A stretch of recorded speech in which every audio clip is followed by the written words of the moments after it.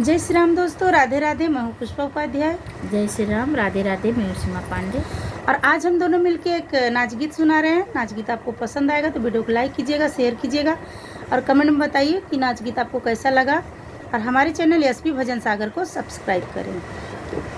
पपीहा पपीहा बोलिया बोले अब का करी, पपीहा बोलिया बोले अब का करी।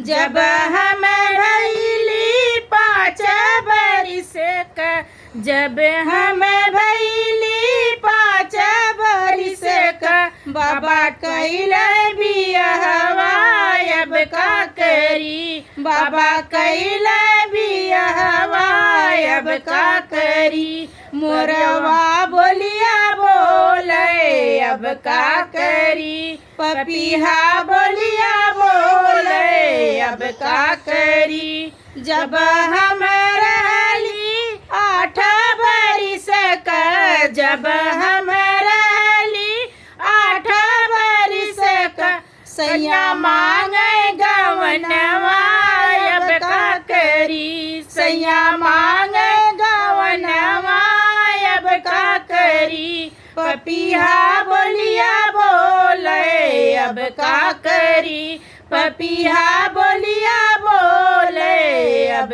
का करी। जब हम भैली 12 बरिसवा, जब हम भैली 12 बरिसवा, बाबा दिहले गवनवा अब का करी, बाबा दिहले गवनवा अब का करी। पपीहा बोलिया बोले अब का करी, पपीहा बोलिया बोले अब का करी। जब हम भैली 16 बरिसवा, जब हम भैली 16 बरिस के, सैया लाए सवतिया अब का करी, सैया लाए सवतिया अब का करी। पपीहा बोलिया बोले अब का करी, पपीहा बोलिया बोले अब का करी। दे तू ना मरी सासू डाल तलवरिया, दे तू ना सरी सासू डाल तलवरिया, तजी देत परनवा अब का करी, तजी देत परनवा अब का करी। पपीहा बोलिया बोले अब का करी, पपीहा बोलिया बोले अब का करी।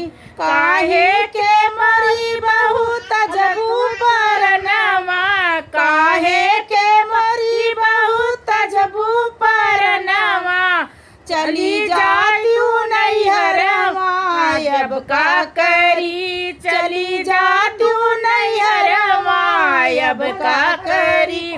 पपीहा बोलिया बोले अब का करी, पपीहा बोलिया बोले अब का करी। हम ना जाबे ससुर अपने नैहरवा, हमें ना जाबे ससुर अपने नैहरवा, भौजी बोलिया बोले अब का करी, भौजी मरिए महना अब का करी।